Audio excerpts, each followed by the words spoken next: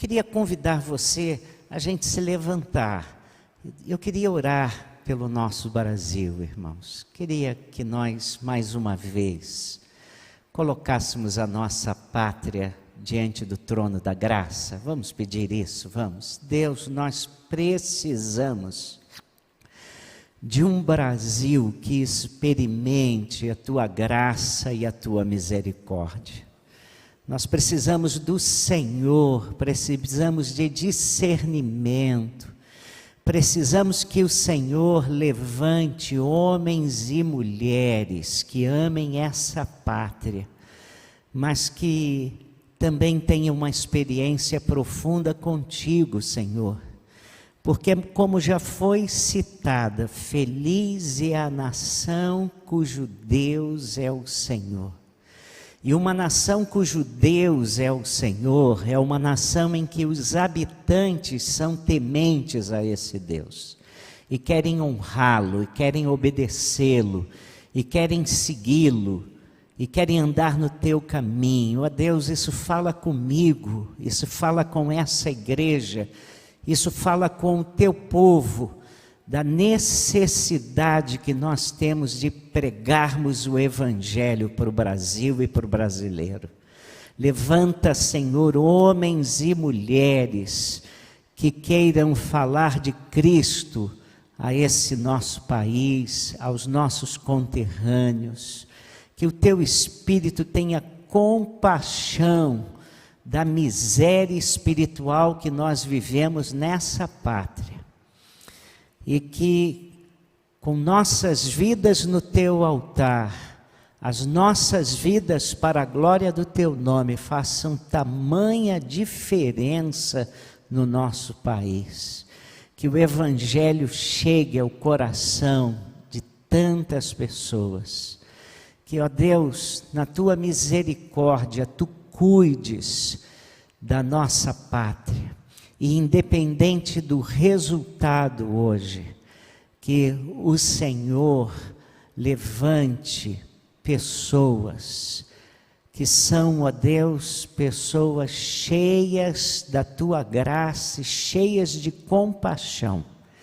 E que essas pessoas possam, Senhor, fazer diferença no Brasil. Deus, nós não confiamos em políticos. O Senhor tem cuidado da nossa vida até aqui. Nós já enfrentamos e já tivemos diversos homens políticos dirigindo a nossa pátria, e o Senhor nos protegeu, e o Senhor nos cuidou, e o Senhor nos dirigiu, o Senhor abriu portas, o Senhor fechou portas. Nós não confiamos em políticos, ó Deus, nós confiamos no Senhor. E por isso, Senhor, clamamos ao Senhor, que o Senhor tenha compaixão de nós brasileiros. E nós, Senhor, continuaremos com nossas vidas nas tuas mãos, colocando, Deus, o nosso futuro debaixo do teu altar. Porque temos a absoluta certeza, seja o governante que sair vitorioso, o Senhor governará a nossa vida. Em nome de Jesus, pedimos, Senhor, dá paz ao nosso coração, e traga paz, e traga fraternidade para o nosso Brasil. Em nome do Senhor oramos. Amém. Irmãos, em pé ainda, você pode abrir sua Bíblia comigo. É o livro de Jó, número 42, capítulo 42, Jó 42. O último capítulo de Jó, eu quero ler os 6 primeiros versículos. E na versão do século 21, eu vou fazer a leitura, mas você vai me acompanhar na sua versão. Jó 42. Então Jó respondeu ao Senhor: bem sei que tudo podes e que nenhum dos teus planos pode ser impedido. Quem é este que sem conhecimento obscurece o conselho? De fato falei do que não entendia, coisas que me eram maravilhosas demais e eu não compreendia. Ouve-me e eu falarei, eu te perguntarei e tu me responderás. Com os ouvidos eu tinha ouvido falar a teu respeito, mas agora meus olhos te veem. Por isso me desprezo e me arrependo no pó e na cinza. Queira Deus abençoar a sua palavra. Sente-se, deixe sua Bíblia aberta aí. Eu queria falar sobre os erros de um homem justo. Eu vou começar citando um homem de novo. Eu agora me lembrei que domingo passado à noite, falando sobre sofrimento, citei esse sujeito. Eu não leio o livro dele há muito tempo. Mas eu me lembro que com 19, 20, 21, 22 anos, a questão do sofrimento era uma questão que me preocupava. E eu devo ter lido uns 20 e tantos livros sobre o sofrimento do crente. E Philip Yancey, que eu volto a citá-lo, ele afirma que a questão essencial de Jó não é sofrimento, é questão da fé. E isso para mim fez uma diferença muito grande. Como é que a gente lida com o sofrimento e mantém a fé firme? A fé firme em Deus, claro. Quando Deus às vezes se parece silencioso, contraditório, ambíguo. Como é que a gente fica firme na fé e aparentemente Deus não está interessado no nosso sofrimento? Como é que a gente continua crendo no meio do caos? Como é que a gente confia em Deus Todo-Poderoso quando Ele se parece distante e insensível à nossa dor? Jó é descrito por Deus no início do livro, que todo mundo lê, porque na verdade a gente é especialista em ler o início de Jó e o final. No meio, dá um cansaço tremendo aqueles diálogos, não dá? A gente tem que pedir misericórdia a Deus para a gente continuar lendo, né? Mas Jó é descrito por Deus como um homem íntegro e reto, temente a Deus e que se desvia do mal. Está lá no Jó 1:8. E essa avaliação foi feita pelo próprio Deus. Não foi um admirador que conhecia Jó à distância, não. Mas Jó é chamado de íntegro e reto pelo Deus que sonda as mentes e corações. Ele sondava a mente e o coração de Jó e sabia que ele era íntegro mesmo e reto.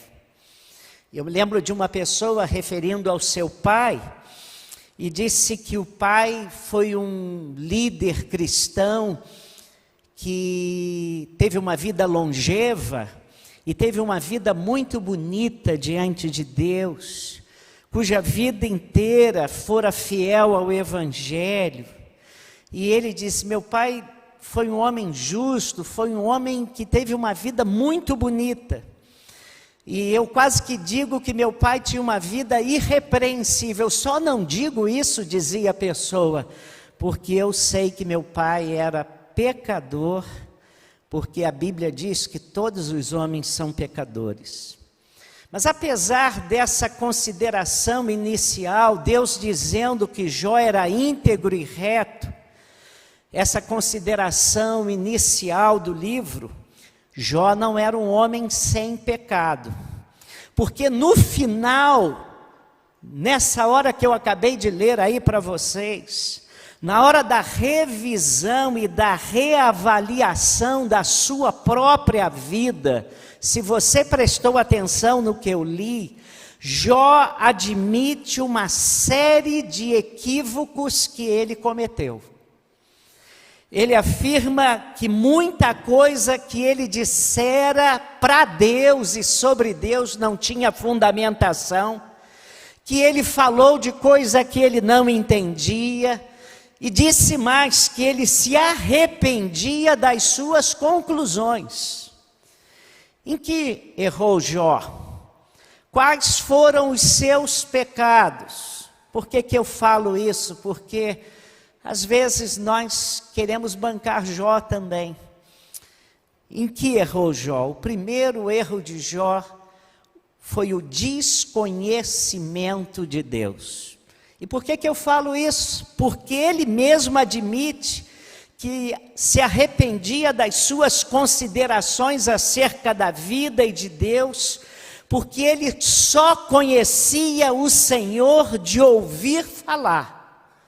Ele não conhecia Deus por um relacionamento e uma interação. Ele tinha apenas informações sobre Deus. E essas informações foram suficientes para fazer dele um homem íntegro e reto, que se desviava do mal, mas ainda assim eram informações de segunda mão. E nós podemos cometer muitos pecados por não conhecermos realmente como Deus é. Não conhecermos quem é Deus. Por exemplo, a ansiedade. Muitos de nós lutamos com a ansiedade no nosso coração. Surgiu um pequeno problema, nós conseguimos ir para quilômetros de distância com a nossa ansiedade. É o seu filho pequeno com uma febre, você dá o remédio que você costuma dar, ele continua com febre, você dá outra coisa, ele continua com febre, a sua mente começa a ir para o HCT, daqui a pouco vai para o Caingá, se ele continuar com febre. Caingá é o nome popular do nosso cemitério aqui, para quem está nos ouvindo. A ansiedade é típica de uma pessoa que não conhece muito bem o nosso Deus. Porque temos um estilo de vida tão estressado e nos preocupamos com tantas coisas. Porque no fundo nós não cremos na provisão de Deus e no cuidado dele por nós. E é por isso que nós vivemos ansiosos. Por que nós sentimos medo? E por que nós nutrimos medo? E por que muitas vezes ficamos com medo durante muito tempo? Porque não estamos certos de que as coisas estão sob o controle do nosso Deus. É isso. E por que muitas vezes nós agimos como se fôssemos idólatras? E temos uma vida tão centrada em nós, porque achamos que se nós não fizermos, Deus, o nosso Deus, não fará. E por não conhecermos Deus, cometemos tantos pecados, e ficamos tão ansiosos, tão temerosos, tão preocupados. Em Mateus, Jesus narra a parábola dos talentos. Não sei se você se lembra, era o Senhor que ia sair, chamou os seus trabalhadores e dividiu os talentos. Deu 1 talento para um, deu 3 para outro e 5 para outro. E o homem que recebeu 1 talento apenas, ele tomou uma decisão muito esquisita. Ele pegou o talento e o enterrou. Lembra-se da história? Veja só, o Senhor lhe dá uma bênção, uma dádiva, algo muito especial. E o que o homem faz? Cavou um buraco e pôs a bênção debaixo da terra. E por que ele agiu assim de forma tão negligente e tão preguiçosa? Por que ele não colocou aquele talento para render dividendos? Por que ele não investiu aquilo que ele recebeu? E quando nós ouvimos a explicação que ele deu na volta do seu Senhor, nós percebemos que os seus argumentos eram todos teológicos. Senhor, diz ele, e olha a resposta que ele dá em Mateus 25, 24 e 25. Pode deixar aí, por favor.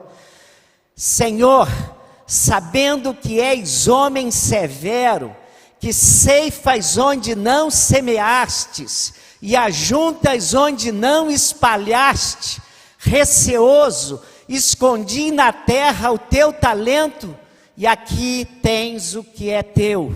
E ele devolve o talento, irmãos. Mas preste atenção no que esse homem diz, preste atenção no que eu acabei de ler. Pode botar aí de novo, por favor? Pode? Senhor, olha o que ele descreve, sabendo que és homem severo, que ceifas onde não semeastes, ajuntas onde não espalhaste, receoso escondi na terra o teu talento. A descrição que ele faz de Deus é completamente distorcida, irreal e falsa. E ele começa dizendo, sabendo. E ele não sabia nada a respeito de Deus.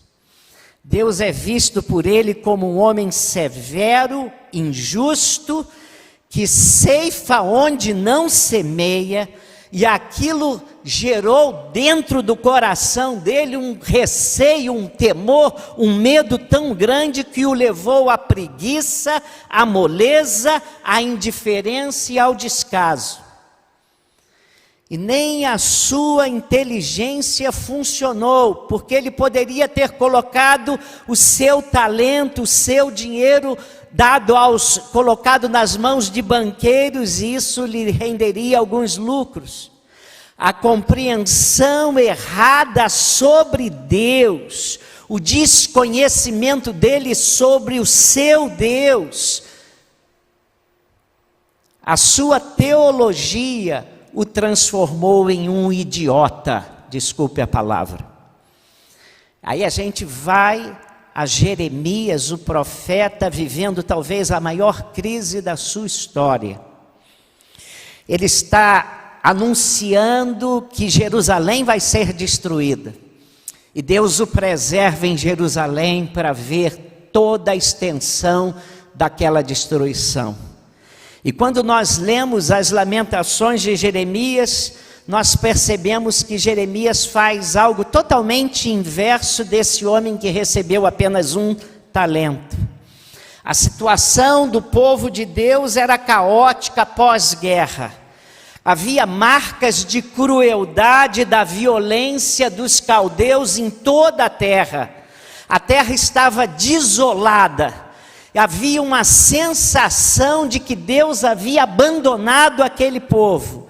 Mas quando Jeremias, o profeta, olha para os lados e vê apenas escombros, não há uma única coisa naquilo que ele vê para inspirá-lo, para que ele tenha esperança e aquilo sustente a sua vida. Mas ele para pensar no caráter de Deus, do Deus que ele conhecia. E aí, por isso ele diz para o povo, versículo que nós citamos muitas vezes: quero trazer à memória o que me pode dar esperança. As misericórdias do Senhor são a causa de não sermos consumidos, porque as suas misericórdias não têm fim, renovam-se cada manhã, grande é a sua misericórdia.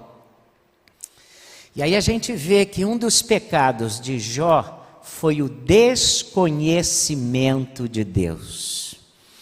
E você pode ser uma pessoa justa e íntegra e não conhecer Deus como você deve conhecê-lo. E por desconhecer Deus, Jó fez inúmeras avaliações erradas, totalmente contrárias ao que Deus é. Eu poderia destrinchar esses erros, mas eu vou apenas citar alguns desses erros de Jó. Por exemplo, no livro Jó acusa Deus de ser um juiz,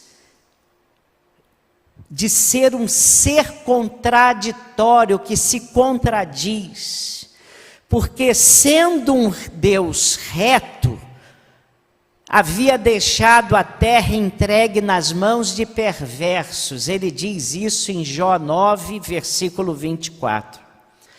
Jó, em determinado momento, em Jó, no capítulo 9 ainda, dos versículos 12 até os versículos 20, Jó vê Deus como seu inimigo. E aí ele começa a se relacionar com Deus com suspeitas. Por fazer uma leitura equivocada acerca de quem é Deus, em Jó 16, Jó tem dificuldade para orar.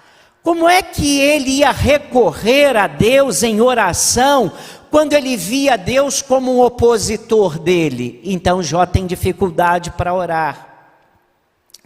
Jó, no capítulo 21, acusa Deus e se queixa dele. Está lá, capítulo 21, de 1 a 4. E aí, irmãos, ele vê Deus, no capítulo 27, como um ser arrogante e tirano, que tira o seu direito de defesa. Essas visões deturpadas de Jó fazem ele falar coisas que ele não devia falar sobre Deus. Como nós, muitas vezes, sem entendermos tudo, muitas vezes falamos coisas de Deus completamente absurdas, simplesmente porque não conhecemos Deus como Ele é. O segundo pecado de Jó foi falar daquilo que ele não sabia. Aliás, ele diz isso no versículo 3 e no versículo 5. No versículo 3 ele é: quem é este que sem o conhecimento obscurece o conselho? De fato falei do que não entendia, coisas que me eram maravilhosas demais e eu não compreendia. Ele admite isso: falei daquilo que eu não sabia. Por ignorância, por desconhecimento, talvez por aflição, ele começou a falar coisas de Deus que ele não devia falar. Quantas vezes nós fazemos a mesma coisa? Estamos nervosos, estamos aflitos, estamos esperando uma resposta de Deus, queremos que Deus faça algo por nós, e as coisas não acontecem como nós queremos, e aí começamos a elucubrar sobre Deus, começamos a fazer afirmações desconexas, injustas para com o nosso Deus santo e sábio. Irmãos, Jó teve pensamentos errados e Jó esteve enganado. Isso também aconteceu com Asaf. Quando nós vamos ao Salmo 77, ele tem, Asaf, a impressão de que Deus caducara nas suas promessas, que Deus falou uma promessa e se esqueceu de cumpri-la, e a promessa tinha caducado, e Deus não cumpriu a sua palavra. E ele tem essa impressão, Asaf. E ele disse: Deus deixou de ser benigno, Deus deixou de ser bom. E ele fala isso no Salmo 77. E ele fala sobre isso. E aí, depois de expressar as suas crises, ele reconhece que a distorção dos fatos e de Deus não tinha nada a ver com a realidade da vida, mas com a sua perturbação emocional. Ele emocionalmente estava tão instável, que aí ele pensou que Deus havia fechado as portas para ele na hora em que ele mais precisava de Deus.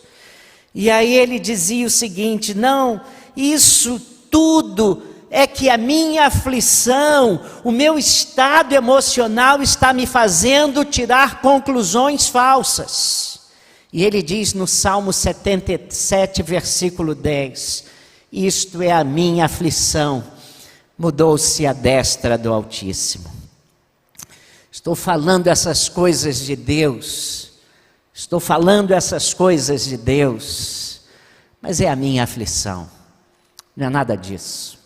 Irmãos, o salmista no Salmo 16 fala assim, disse eu na minha precipitação, e ele se precipita, e ele começa a falar sobre o homem de uma maneira precipitada. Às vezes nós nos precipitamos ao falarmos sobre Deus.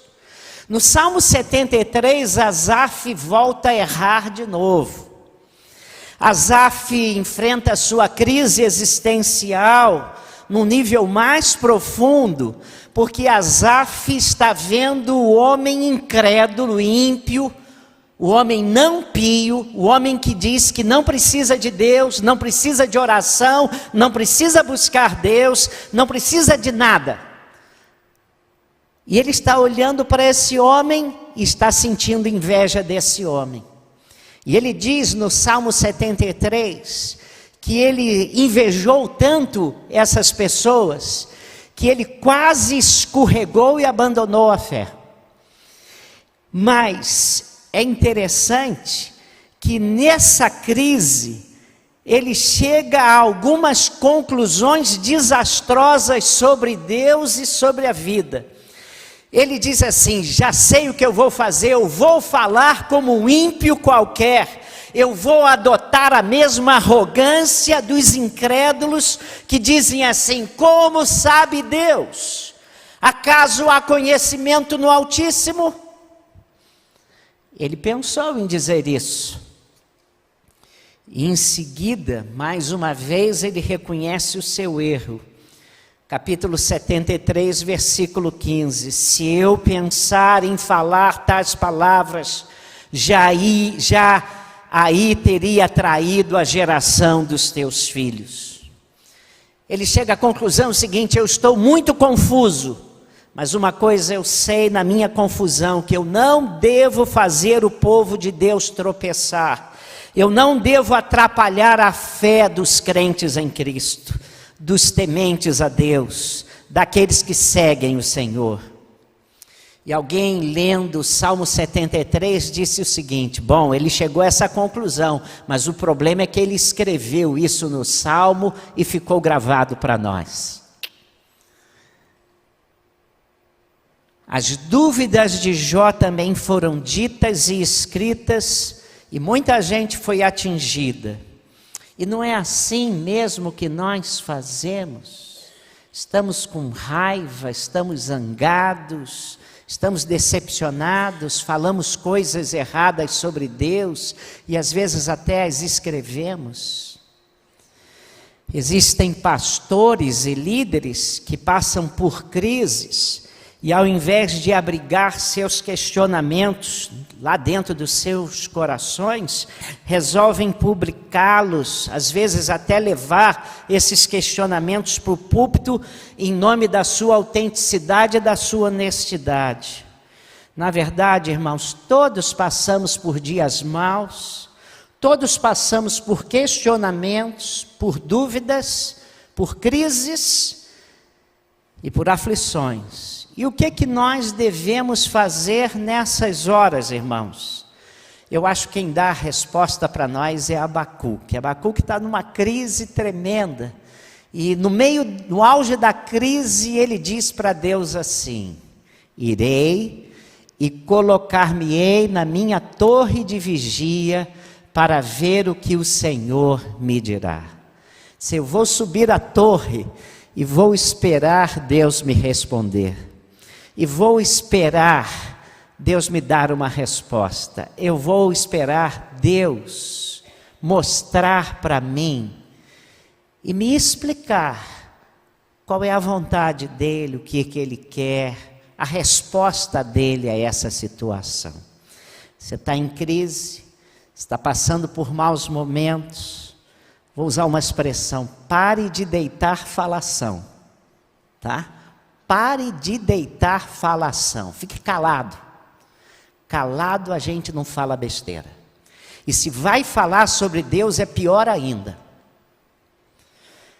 É hora de acolher a dor na alma e ir com essa dor na alma à presença de Deus.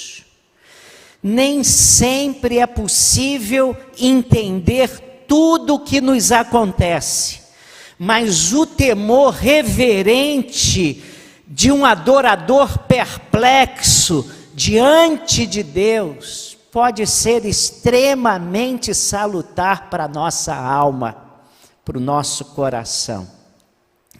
E aí, depois de tudo que aconteceu, Jó também considera o seu julgamento, os seus confusos pensamentos que ele verbalizou e percebe quão inconsequente foi a sua atitude.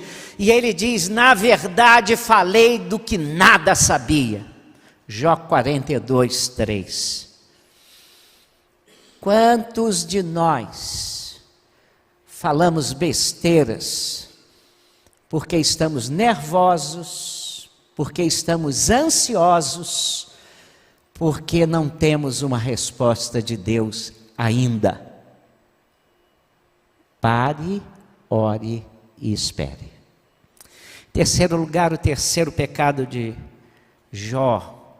Terceiro pecado de um homem justo, reto e íntegro. O desejo de ter uma boa reputação e se explicar para os homens. Tentar se explicar para os homens. Jó está sentindo o dever de explicar aos seus amigos por que ele está sofrendo, porque os amigos estão o acusando de que é por causa de pecado dele. Deus diz, não, ele é íntegro e reto. Mas como ele está sofrendo e os amigos estão acusando, ele sente necessidade de se explicar. E muitas das suas afirmações foram resultado de ter uma boa imagem, uma boa reputação diante das pessoas e dos seus amigos. O problema é que quem busca uma boa reputação, quem fica louco por ter uma boa reputação sempre, quase sempre torna isso uma idolatria. Porque essa boa reputação que você quer sempre que os outros vejam que você tem, que você tenha, se torna idolátrica. Quando o profeta Samuel, você vai nisso na história registrada em 1 Samuel 15, o profeta Samuel vai cobrar de Saul, porque Deus disse para Saul que ele fosse guerrear contra os amalequitas, ele venceria, e que ele não tomasse uma única peça de riqueza dos amalequitas, nem o boi, nem o gado, nem as roupas, nem o ouro, nem a prata, nada. E se você está lembrado, ele deixou lá muita coisa, mas havia gado, eu não sei se era Nelore, mas era gado de boa reputação, bem cotado no mercado. E havia umas ovelhas lá com um mugido muito especial. E então, irmãos, ele vai para lá, irmãos, ele vai para lá e ele, na hora de voltar, o povo começou a dizer, mas nós vamos deixar esse gado aqui? E ele acaba trazendo todo o gado, as ovelhas, os bois, novilhos. E quando Samuel vai e comparece, ele diz, cumpri tudo que Deus mandou que eu fizesse. E Samuel vira-se para ele e falou, e esse balido de ovelhas que eu estou ouvindo aqui? Não, eu trouxe para que nós fizéssemos sacrifícios ao Senhor. E aí nós temos a melhor declaração que nós temos no livro de Samuel: para Deus vale mais obedecer do que sacrificar. Lembra-se disso? E Samuel imediatamente diz assim: Deus não quer mais você como rei. Deus vai escolher um novo rei. E Saul puxa Samuel, se está lembrado, e os panos de Samuel se rompem, se rasgam, simbolizando que o reino de Saul estava rasgado. Mas Saul está ali naquela situação e ele não está minimamente preocupado com com o que Deus está falando dele.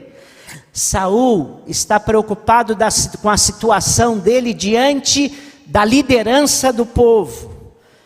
Ele não estava preocupado com o seu relacionamento com Deus, mas a sua preocupação era com a perda de privilégios que aquela situação lhe traria.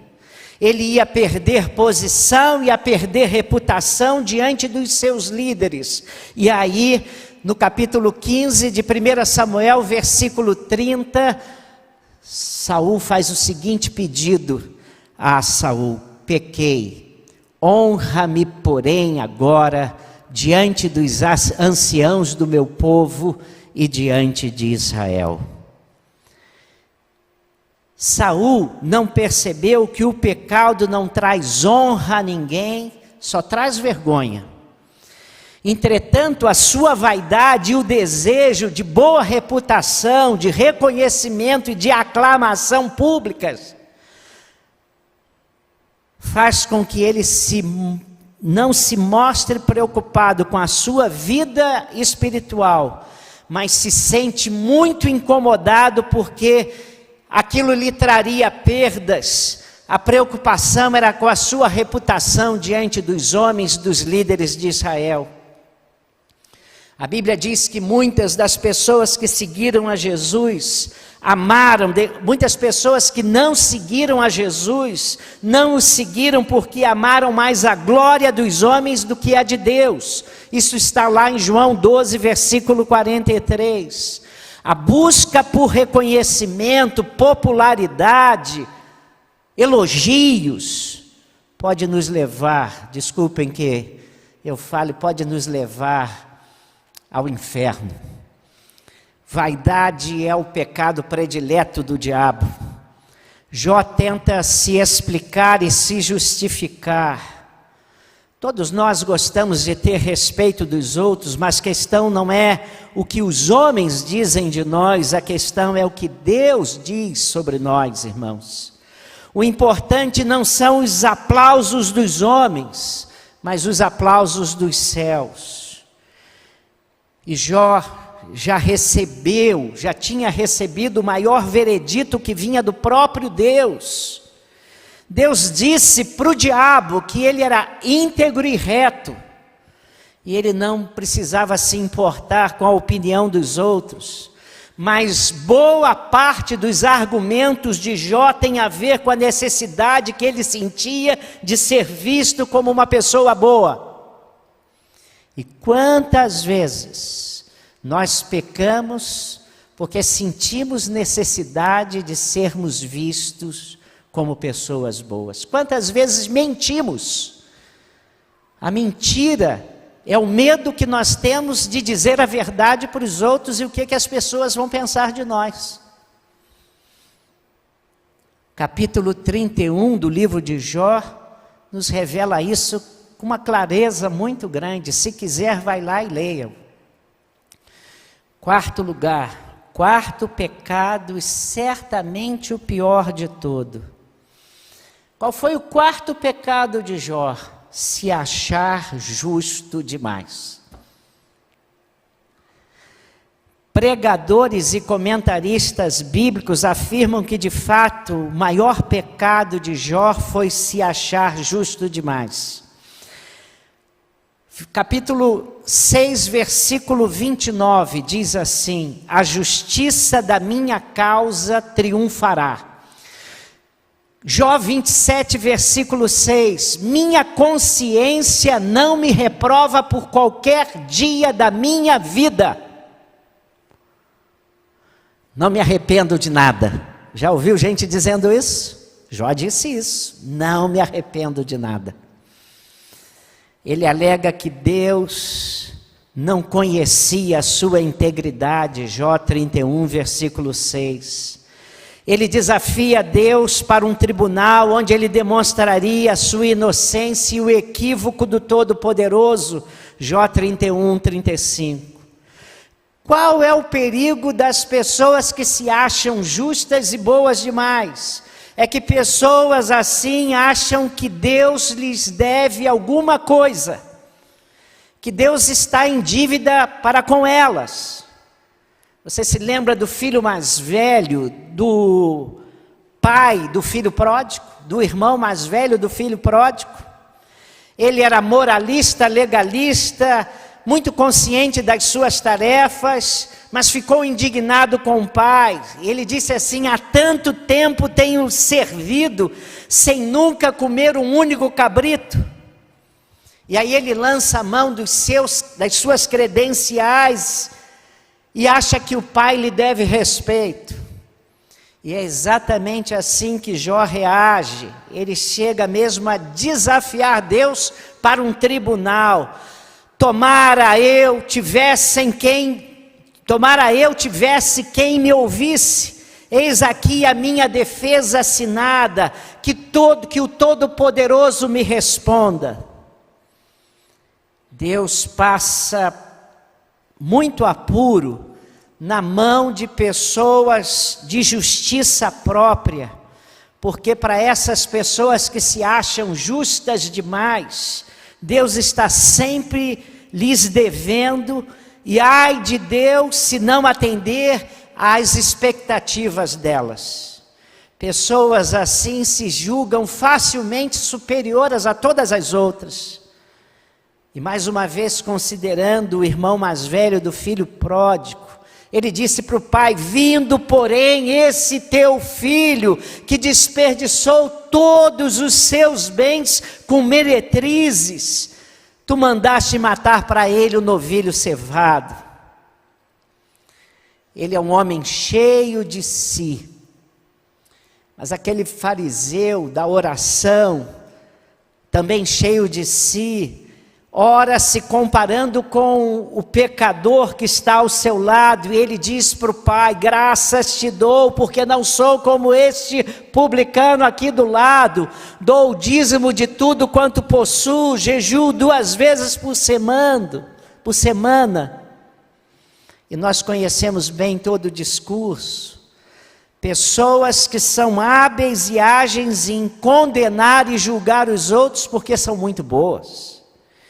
E quando nós nos achamos superiores aos demais, ainda que o nosso coração seja frio e distante do Pai, como era frio e distante o coração do filho mais velho, que não conseguia amar seu irmão pecador e nem entender o coração do Pai amoroso, pessoas justas demais não precisam de graça, precisam apenas de justiça. Aí você vai e os nossos amigos espíritas colocam no carro deles assim: espiritismo, uma questão de justiça. Eu nunca queria ser tratado por Deus por uma questão de justiça.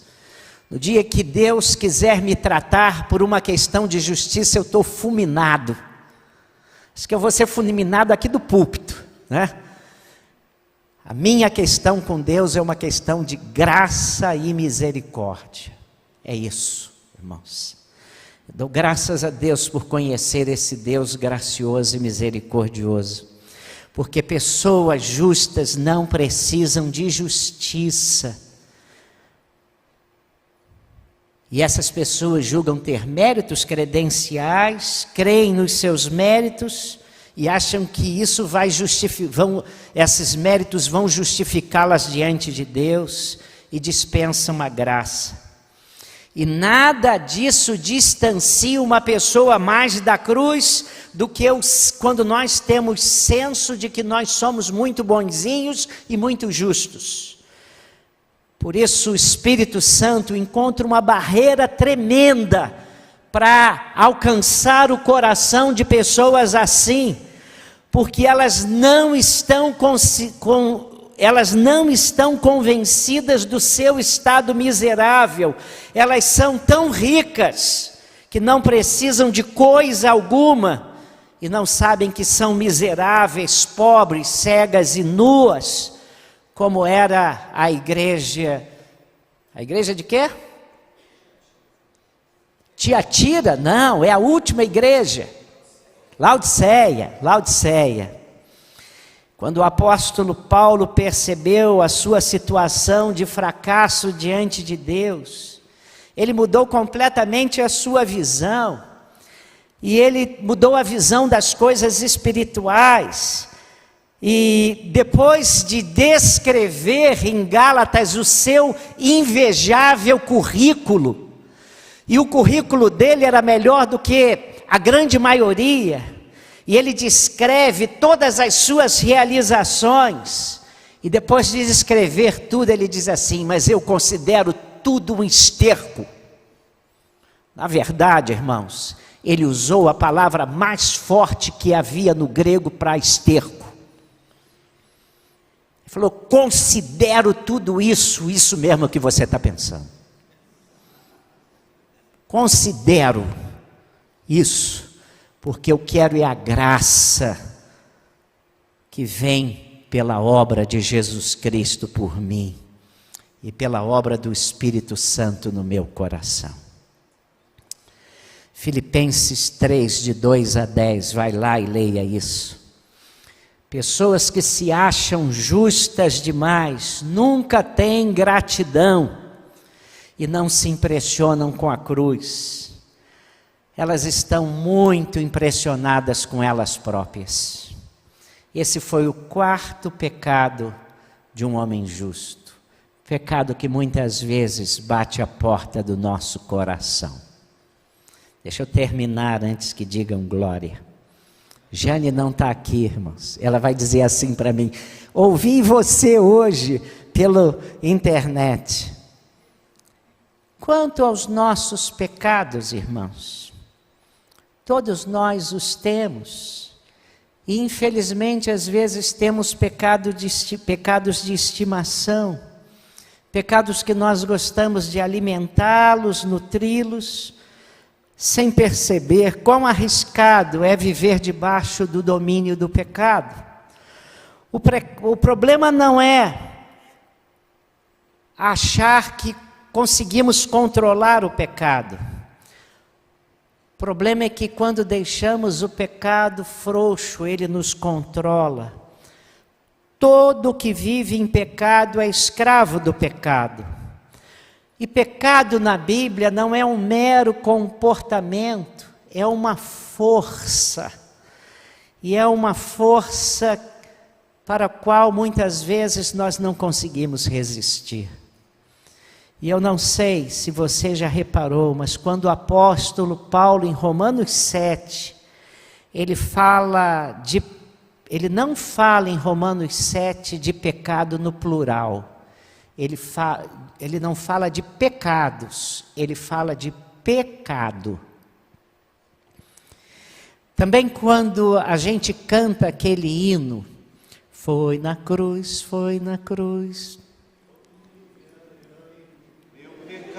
meu pecado, não são meus pecados, meu pecado castigado em Jesus. Ele não fala meus pecados, mas meu pecado. Não são os comportamentos, não são as nossas atitudes mais praticadas, mas o que está governando a nossa história por detrás de tudo isso.